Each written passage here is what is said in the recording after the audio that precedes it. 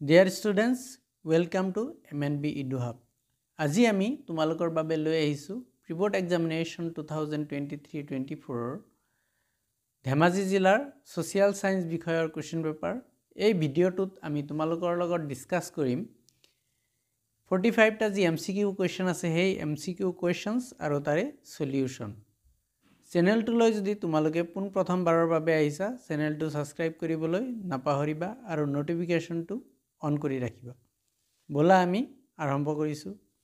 প্ৰথমটো প্ৰশ্ন এত দিয়া আছে বংগ বিভাজন কাৰ্যকৰী হৈছিল 1905 চনৰ 5 অক্টোবৰ আৰু বিত দিয়া আছে বংগ বিভাজনৰ জৰিয়তে হিন্দু মুছলমানৰ মাজৰ একতা ভংগ কৰিবলৈ বিচাৰিছিল। দুটা উক্তি দিছে বংগ বিভাজনৰ ৰিলেটেড, এটো কোনটো শুদ্ধ আৰু কোনটো অশুদ্ধ বা যদি দুটা শুদ্ধ তেনেকৈ আমাক ক'ব দিছে। ইয়াতে যেটো প্ৰথমটো আছে এটো অশুদ্ধ হয়। ঠিক আছে, কাৰণটো হল যে বংগ বিভাজন কাৰ্যকৰী হৈছিল 1905 চনত, এটো ঠিকে আছে, কিন্তু এটো 5 অক্টোবৰ নহব 16 অক্টোবৰ তাৰিখে। 2 নম্বৰ যেটো আছে এটো শুদ্ধ হয়, তাৰ মানে এ অশুদ্ধ আৰু বি শুদ্ধ। এটো কোনটো অপচনত আছে এটো আমি চাব লাগিব। এটো যেটো অপচন নম্বৰ ডি আছে আমাৰ এটোত আছে এ অশুদ্ধ আৰু বি শুদ্ধ। এটোৱে হ'ব আমাৰ শুদ্ধ উত্তৰ। 2 নম্বৰ প্ৰশ্ন তলত দিয়া উপযুক্ত পছন্দৰ হৈতে মিলোৱা। ইয়াতে দুটা পাৰ্ট দিয়া আছে এ বি, ধৰি লোৱা এৰ লগত বি মিলাব দিছে, কোনটোৰ লগত কোনটো মিলিব হেইটোৰ ওপৰত বেছ কৰি আমি অপচনবোৰৰ পৰা আমি শুদ্ধ উত্তৰটো বাছি উলিয়াব লাগে। 1 নম্বৰত যেটো আছে অবনীন্দ্ৰ নাথ ঠাকুৰ, এইটো আমাৰ বংগীয় কলা সংঘৰ এটোৰ লগত জড়িত। সতীশ চন্দ্ৰ মুখাৰ্জী 2 নম্বৰত যেটো আছে এটো দা ডন, এটোৰ লগত সম্পৰ্ক আছে তেখেতৰ। আব্দুল হালিম গজনবী, এইটো ইউনাইটেড বেংগল ষ্ট'ৰ, এটোৰ লগত ইয়াৰ সম্পৰ্ক আছে। 4 নম্বৰত যেটো আছে নীলৰতন চৰকাৰ, এইটো বংগলক্ষী কটন, এটোৰ লগত জড়িত আছে। তাৰ মানে 1 নম্বৰ যেটো আছে এটো বিৰ লগত, 2 নম্বৰ যেটো আছে এটো সিৰ লগত, 3 নম্বৰ যেটো আছে এটো ডিৰ লগত আৰু 4 নম্বৰ যেটো আছে এটো 1 নম্বৰৰ লগত। এটো আমাৰ অপচন যেটো সি আছে হেইটো হ'ব আমাৰ শুদ্ধ, য'ত নেকি কোৱা আছে 1 নম্বৰ বিৰ লগত, 2 নম্বৰ সিৰ লগত, 3 নম্বৰ ডিৰ লগত আৰু 4 নম্বৰ এৰ লগত।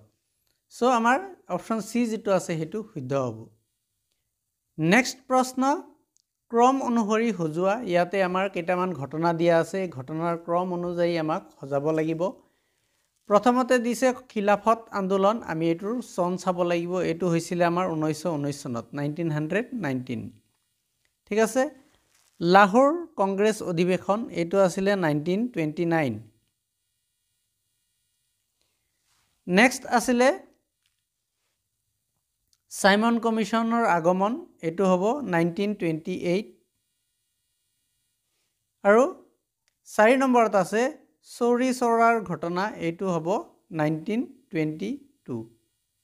ইয়াতে আমাৰ তাৰমানে 1 নম্বৰটো এটো প্ৰথমত আহিব, 4 নম্বৰটো দ্বিতীয়ত আহিব, 3 নম্বৰটো তৃতীয়ত আহিব আৰু 2 নম্বৰটো চতুৰ্থত আহিব। এটো কোনটো অপচনত আছে হেইটো আমি চাব লাগিব। অপচন বি যেটো আছে হেইটো শুদ্ধ হ'ব, য'ত নেকি যে 1 নম্বৰটো প্ৰথম আহিব, 4 নম্বৰটো দ্বিতীয়ত আহিব, 3 নম্বৰটো 3 নম্বৰতে আহিব আৰু 2 নম্বৰটো 4 নম্বৰত আহিব। তাৰ মানে অপচন বি যেটো আছে হেইটো হ'ব আমাৰ শুদ্ধ উত্তৰ। 4 নম্বৰ প্ৰশ্ন অসহযোগ আন্দোলনৰ কাৰণ হৈছে। ইয়াতে তলত আমাৰ 4টা অপচন দিছে 1 2 3 4। এই 4টাৰ ভিতৰত কোনটো অসহযোগ আন্দোলনৰ কাৰণ হয় হেইটো সুধিছে। অপচনবোৰৰ মাজত এটো এ যেটো আছে 1 নম্বৰ যেটো আছে এইটো অসহযোগ আন্দোলনৰ কাৰণ হয়। ব্ৰিটিছ চৰকাৰৰ ভাৰতবৰ্ষত অৰ্থনৈতিক শোষণ, এইটো অসহযোগ আন্দোলনৰ কাৰণ। জাপানৰ ভাৰত আক্ৰমণ, এইটো নহয়। ব্ৰিটিছ চৰকাৰৰ সাইমন কমিশন গঠন, এইটোও নহয়। ৰাওলাট আইন, এইটো হয়। তাৰ মানে 1 আৰু 4 য'ত আছে হেইটো হ'ব শুদ্ধ উত্তৰ। 1 আৰু 4 এইটো আমাৰ অপচন যেটো এ আছে হেইটো হ'ব শুদ্ধ, য'ত নেকি কোৱা হৈছে কেৱল 1 আৰু 4।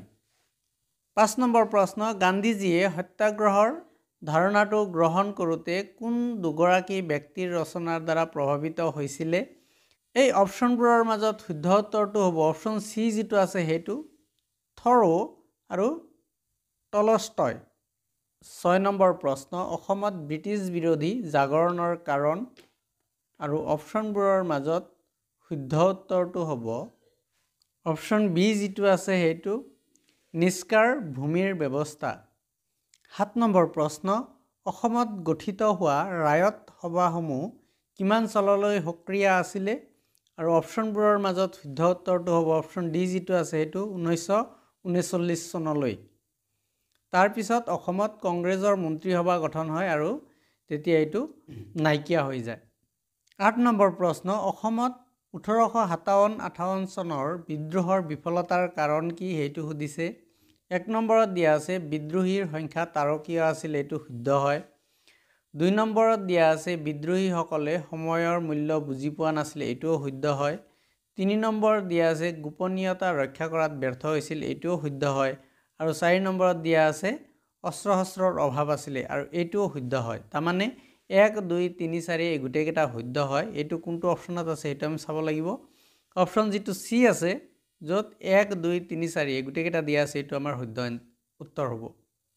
9 নম্বৰ প্ৰশ্ন, পাথৰুঘাটৰ কৃষক বিদ্ৰোহ সংঘটিত হৈছিলে আৰু কেতিয়া হৈছিলে সেইটো সুধিছে। অপশ্যনবোৰৰ মাজত শুদ্ধ উত্তৰটো হ'ব 1894 চনৰ জানুৱাৰী মাহত। 10 নম্বৰ প্ৰশ্ন, হেমচন্দ্ৰ বৰুৱাৰ অচ্যুৎকৃষ্ট কৃতিখন কি আছিলে? আৰু অপশ্যনবোৰৰ মাজত শুদ্ধ উত্তৰ অপশ্যন চি যিটো আছে সেইটো, হেমকোষ। 11 নম্বৰ প্ৰশ্ন, অসম ছাত্ৰ সন্মিলনৰ প্ৰথম অধিৱেশনৰ সভাপতি আছিলে, আৰু যিখিনি অপশ্যন দিয়া আছে তাৰে ভিতৰত শুদ্ধ উত্তৰ অপশ্যন ডি যিটো আছে সেইটো, লক্ষ্মীনাথ বেজবৰুৱা। তলত দিয়া কোনটো অসমৰ তৃতীয় বৃহত্তম জনজাতি? আৰু যিখিনি অপশ্যন দিয়া আছে আমাৰ, এই অপশ্যনবোৰৰ মাজত শুদ্ধ উত্তৰটো হ'ব অপশ্যন ডি, কাৰ্বি। কাৰ্বি জনজাতি হ'ল অসমৰ তৃতীয় বৃহৎ জনজাতি। 13 নম্বৰ প্ৰশ্ন, ক অংশৰ লগত খ অংশ মিলোৱা। ইয়াতে ক আৰু খ দিয়া আছে, দুটা মিলাব দিছে আমাক। এ নম্বৰৰ যিটো কথাগীত আছে এইটো ভট্টদেৱ, মানে 2 নম্বৰৰ লগত মিলিব। বি নম্বৰ যিটো নামঘোষা আছে এইটো 4 নম্বৰৰ লগত মিলিব, মাধৱদেৱ। চি নম্বৰত যিটো ৰজত ৰঙিনী আছে এইটো কলহনৰ লগত মিলিব, 1 নম্বৰৰ লগত। আৰু ডিত ভাৰত সম্বেদ যিটো আছে এইটো জৱাহৰলাল নেহেৰু, মানে 3 নম্বৰৰ লগত মিলিব। এ 2ৰ লগত, বি 4ৰ লগত, চি 1ৰ লগত, আৰু ডি 3ৰ লগত। এইটো অপশ্যন ক'ত আছে সেইটো আমি চাব লাগিব। আৰু আমাৰ এ নম্বৰ যিটো অপশ্যন আছে, এই প্ৰথমটো অপশ্যন, এইটোৱে হ'ল আমাৰ শুদ্ধ উত্তৰ। ইয়াতে এ 2ৰ লগত মিলিছে, বি 4ৰ লগত, চি 1ৰ লগত, আৰু ডি 3ৰ লগত। 14 নম্বৰ প্ৰশ্ন, ইউনেস্কোৰ দ্বাৰা বিশ্ব ঐতিহ্য ক্ষেত্ৰ হিচাপে তালিকাভুক্ত হোৱা ভাৰতৰ 3টা স্থাপত্য উল্লেখ কৰা। আৰু ইয়াতে যি 4টা দিয়া আছে, অপশ্যন দিয়া আছে, এই 4টাৰ কোন 3টা ইউনেস্কোৰ দ্বাৰা মানে শ্বৰ্ট লিষ্টেড কৰা হৈছে? ইয়াতে আমাৰ যিটো লালকিল্লা আছে এইটো বাদ দি, এইটো নহয় কেৱল, বাকী যি 3টা আছে, সাঁচীৰ স্তূপ, অজন্তাৰ গুফা, তাজমহল, এইটো থকা 1, 2 আৰু 3, 1, 2 আৰু 3 থকা যিটো অপশ্যন আছে সেইটোৱে শুদ্ধ হ'ব। আৰু এইটো আমাৰ অপশ্যন বি যিটো আছে তাতে আছে 1, 2 আৰু 3, সেইকাৰণে অপশ্যন বি যিটো আছে এইটো শুদ্ধ উত্তৰ হ'ব। 15 নম্বৰ প্ৰশ্ন, কালিয়া দমনৰ ৰচয়িতা কোন? এইটো সুধিছে আমাক, আৰু অপশ্যনবোৰৰ মাজত শুদ্ধ উত্তৰ অপশ্যন বি যিটো আছে সেইটো, শংকৰদেৱ। 16 নম্বৰ প্ৰশ্ন, খনন কাৰ্য তলৰ কোনবিধ বৃত্তিৰ অন্তৰ্গত? আৰু যিখিনি অপশ্যন দিয়া আছে তাৰে ভিতৰত শুদ্ধ উত্তৰ অপশ্যন এ যিটো আছে সেইটো, প্ৰাথমিক বৃত্তি। 17 নম্বৰ প্ৰশ্ন, IUCN সংস্থাটো কোন আন্তঃৰাষ্ট্ৰীয় সংস্থাৰ অন্তৰ্গত? আৰু যিখিনি অপশ্যন দিয়া আছে তাৰে ভিতৰত শুদ্ধ উত্তৰটো হ'ব অপশ্যন এ যিটো আছে সেইটো, ইউনেস্কো। 18 নম্বৰ প্ৰশ্ন, তলৰ কোনবিধ সম্পদ প্ৰাকৃতিক সম্পদ যিটো জীৱীয় আৰু নৱীকৰণযোগ্য? আৰু যিখিনি অপশ্যন দিয়া আছে তাৰে ভিতৰত শুদ্ধ উত্তৰ অপশ্যন চি, উদ্ভিদ। 19 নম্বৰ প্ৰশ্ন জলমণ্ডলৰ অৱস্থা আৰু পৰিৱৰ্তন নিৰ্ভৰ কৰে কাৰ ওপৰত নিৰ্ভৰ কৰে এইটো সুধিছে আৰু আমাৰ শুদ্ধ উত্তৰটো হ'ব স্থলমণ্ডলৰ ওপৰত বায়ুমণ্ডলৰ ওপৰত আৰু জীৱমণ্ডলৰ ওপৰত তাৰমানে ওপৰৰ আটাইকেইটা অপশ্যন ডি যিটো আছে সেইটো হ'ব আমাৰ শুদ্ধ উত্তৰ নেক্সট 20 নম্বৰ প্ৰশ্ন বায়ুমণ্ডলত সৰ্বাধিক পৰিমাণে থকা গেছ দুবিধ হল কি গেছ থাকে এটা হল নাইট্ৰজেন আৰু এটা হল আমাৰ অক্সিজেন তাৰমানে বি আৰু সি 2 আৰু 3 ক'ত আছে হেতু আমি চাব লাগিব অপশ্যন বি যেটো আছে হেতু 2 আৰু 3 আছে আৰু হেতুৱে হ'ব আমাৰ শুদ্ধ উত্তৰ 21 নম্বৰ প্ৰশ্ন সাহাৰা মৰুভূমি কালাহাৰি আৰু নামিবিয়া মৰুভূমি পৃথিৱীৰ উল্লেখযোগ্য মৰুভূমিৰ অৱস্থিতি হৈছে সাহাৰা মৰুভূমি কালাহাৰি আৰু নামিবিয়া মৰুভূমি এই গুটেকেটা ক'ত অৱস্থিত হেতু সুধিছে আৰু অপশ্যনবোৰৰ মাজত শুদ্ধ উত্তৰটো হৈছে অপশ্যন বি যেটো আছে হেতু আফ্ৰিকা মহাদেশ এই তিনিওটা মৰুভূমি আফ্ৰিকা মহাদেশত অৱস্থিত 22 নম্বৰ প্ৰশ্ন সিচিলিস দ্বীপ কোনটো মহাদেশত অৱস্থিত আৰু যিখিনি অপশ্যন দিয়া আছে তোমালোকে গুটেকেটা অপশ্যন চাই লোৱা এই অপশ্যনবোৰৰ মাজত শুদ্ধ উত্তৰটো হ'ব অপশ্যন এ ভাৰত মহাসাগৰ 23 নম্বৰ প্ৰশ্ন প্ৰশান্ত মহাসাগৰৰ গভীৰতম খাত মেৰিয়ান খাতৰ গভীৰতা কিমান হেতু সুধিছে আৰু অপশ্যনবোৰৰ মাজত শুদ্ধ উত্তৰ অপশ্যন সি যেটো আছে হেতু 11022 মিটাৰ 24 নম্বৰ প্ৰশ্ন দৰং জিলাৰ লোকনৃত্য হল এই চাৰিটা আমাৰ লোকনৃত্য দিয়া আছে তাৰে ভিতৰত দৰং জিলাৰ কোনটো হেতু সুধিছে আৰু অপশ্যনবোৰৰ মাজত শুদ্ধ উত্তৰ অপশ্যন এ যেটো আছে হেতু উজাপালি 25 নম্বৰ প্ৰশ্ন অসমৰ 85% জনবসতি বাস কৰা অঞ্চলটো হল কি অঞ্চলত অসমৰ 85% যি পপুলেশ্যন আছে হেবোৰ বাস কৰে আৰু অপশ্যনবোৰৰ মাজত শুদ্ধ উত্তৰ অপশ্যন সি ব্ৰহ্মপুত্ৰ উপত্যকা অঞ্চল 26 নম্বৰ প্ৰশ্ন ক অংশৰ লগত খ অংশ মিলোৱা ইয়াতে ক আৰু খ দুটা অংশ দিয়া আছে এটাৰ লগত আনটো মিলাব লাগিব এই নম্বৰত দিয়া আছে সফটৱেৰ প্ৰযুক্তি পাৰ্ক এইটো আমাৰ বৰঝাৰত অৱস্থিত মানে এৰ লগত 3 যেটো আছে হেতু মিলিব মৰাপাট উদ্যোগ পাৰ্ক এইটো আমাৰ ধিঙত অৱস্থিত নগাঁৱৰ ধিং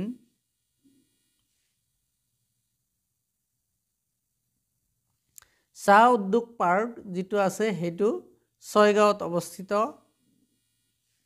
আৰু প্লাষ্টিক উদ্যোগ পাৰ্ক এইটো গেলাপুখুৰীত অৱস্থিত এ 3ৰ লগত বি 4ৰ লগত সি 1ৰ লগত আৰু ডি 2ৰ লগত এইটো ক'ত আছে হেতু আমি চাব লাগিব আৰু যিখিনি অপশ্যন দিয়া আছে তাৰে ভিতৰত শুদ্ধ উত্তৰ অপশ্যন এ যেটো আছে হেতু যত নেকি এ 3ৰ লগত বি 4ৰ লগত সি 1ৰ লগত আৰু ডি 2ৰ লগত 27 নম্বৰ প্ৰশ্ন অসমৰ প্ৰথম শ্ৰেণী নগৰখন চিনাক্ত কৰা তলত দিয়াবোৰৰ পৰা মানে তলত যিবোৰ অপশ্যন দিয়া আছে তাৰে পৰা কোনটো নগৰ প্ৰথম শ্ৰেণীৰ নগৰ হয় হেতু সুধিছে আৰু যিখিনি আমাৰ অপশ্যন দিয়া আছে তাৰে ভিতৰত শুদ্ধ উত্তৰটো হল অপশ্যন ডি যেটো আছে হেতু নগাঁও 28 নম্বৰ প্ৰশ্ন অসমৰ সীমাত থকা বিদেশী ৰাষ্ট্ৰ দুখনৰ নাম লিখা ইয়াতে আমাৰ অপশ্যন বি যেটো আছে হেতু শুদ্ধ হ'ব বাংলাদেশ আৰু ভূটান ঠিক আছে আমি এটো সকলোৱে জানো যে বাংলাদেশ আৰু ভূটান অসমৰ সীমাৰ লগত লাগি আছে 29 নম্বৰ প্ৰশ্ন এছাৰশন আৰু ৰিজন দিয়া আছে ভাৰতীয় যুক্তৰাষ্ট্ৰীয় ব্যৱস্থাটো সহযোগিতামূলক যুক্তৰাষ্ট্ৰীয় ব্যৱস্থা হিচাপে জনা যায় আৰু ৰিজন দিয়া আছে ভাৰতীয় যুক্তৰাষ্ট্ৰ ব্যৱস্থা প্ৰধানকৈ কেন্দ্ৰ আৰু ৰাজ্যৰ সহযোগিতাৰ ওপৰত বৰ্তি আছে ইয়াতে আমাৰ দুটা শুদ্ধ হয় ভাৰতৰ যেটো যুক্তৰাষ্ট্ৰীয় ব্যৱস্থা এটো সহযোগিতাৰ যুক্তৰাষ্ট্ৰ ব্যৱস্থা ইয়াতে কেন্দ্ৰ আৰু ৰাজ্যৰ দুটা চৰকাৰে একেলগে মিলিয়ে কাম কৰে ঠিক আছে এই কাৰণে আমাৰ যেটো অপশ্যন ডি আছে হেতু হ'ব শুদ্ধ যত নেকি কোৱা হৈছে এ আৰু আৰ দুয়োটাই শুদ্ধ আৰ এৰ শুদ্ধ ব্যাখ্যা নেক্সট 30 নম্বৰ প্ৰশ্ন চৰকাৰীয়া আয়োগ গঠনৰ মূল কাৰণ হল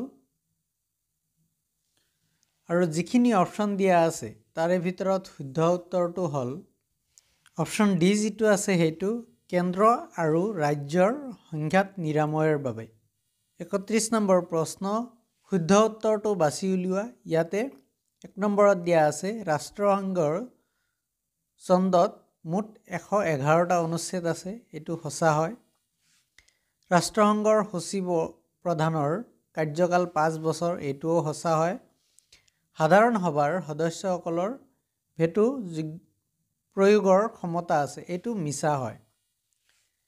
ঠিক আছে, তাৰমানে অপশ্যন ১ আৰু অপশ্যন ২ যিটো আছে এই দুটা শুদ্ধ হ'ব। তেনেকুৱা আমাৰ অপশ্যন কোনটোত আছে এইটো আমি চাব লাগিব। ইয়াতে যিটো এ নম্বৰ আছে ইয়াতে কোৱা হৈছে 1 আৰু 2, মানে এইটোৱে শুদ্ধ হ'ব কাৰণ আমি ওপৰত পাইছিলোঁ 1 আৰু 2 এই দুটা শুদ্ধ আছিলে। ৩২ নম্বৰ প্ৰশ্ন, ভাৰতবৰ্ষৰ ৰাষ্ট্ৰীয় মানৱ অধিকাৰ আয়োগৰ সভাপতিজন আৰু যিখিনি অপশ্যন দিয়া আছে তাৰে ভিতৰত শুদ্ধ হ'ব অপশ্যন চি যিটো আছে সেইটো উচ্চতম ন্যায়ালয়ৰ প্ৰাক্তন মুখ্য ন্যায়াধীশ হ'ব লাগিব। ৩৩ নম্বৰ প্ৰশ্ন, ৰাষ্ট্ৰসংঘ গঠনৰ উদ্দেশ্য। ৰাষ্ট্ৰসংঘ যে গঠন হৈছিলে তাৰ প্ৰধান উদ্দেশ্য কি আছিলে? ১ নম্বৰত কৈছে আন্তঃৰাষ্ট্ৰীয় শান্তি আৰু নিৰাপত্তা ৰখা, এইটো সঁচা হয়। ২ নম্বৰত কৈছে সমান অধিকাৰ আৰু আত্মনিয়ন্ত্ৰণৰ ভিত্তিত দেশসমূহৰ মাজত বন্ধুত্বপূৰ্ণ সম্পৰ্ক প্ৰতিষ্ঠা কৰা, এইটো সঁচা হয়। আৰু ৩ নম্বৰত কৈছে আন্তঃৰাষ্ট্ৰীয় সহযোগিতাৰ ভিত্তিত ৰাজনৈতিক, সামাজিক আৰু সাংস্কৃতিক সমস্যাসমূহৰ সমাধান আৰু প্ৰত্যেকজন ব্যক্তিয়ে যাতে মানৱ অধিকাৰ আৰু মৌলিক অধিকাৰ উপভোগ কৰিব পাৰে তাৰ ব্যৱস্থা কৰা, এইটোও সঁচা হয়। নেক্সট ৪ নম্বৰত কৈছে সকলো সদস্য ৰাষ্ট্ৰৰ সমান সাৰ্বভৌম নীতিৰ ভিত্তিত ৰাষ্ট্ৰসংঘ প্ৰতিষ্ঠা হ'ব, এইটো মিছা হয় ৪ নম্বৰটো। আৰু অপশ্যনবোৰৰ মাজত সেইকাৰণে ১, ২, ৩ যিটো আছে সেইটো অপশ্যন আমি চাব লাগিব আৰু এ নম্বৰ যিটো অপশ্যন আছে এইটো হ'ব আমাৰ শুদ্ধ। ৩৪ নম্বৰ প্ৰশ্ন, আন্তঃৰাষ্ট্ৰীয় ন্যায়ালয়ৰ মুঠ ন্যায়াধীশৰ সংখ্যা জন আৰু শুদ্ধ উত্তৰটো হ'ব অপশ্যন ডি ১৫জন। ৩৫ নম্বৰ প্ৰশ্ন, দক্ষিণ পূৰ্ব এছিয়া জাতিসমূহৰ সংস্থাৰ মুখ্য কাৰ্যালয় ক'ত অৱস্থিত? আৰু অপশ্যনবোৰৰ মাজত শুদ্ধ উত্তৰ অপশ্যন বি যিটো আছে সেইটো জাকাৰ্টা।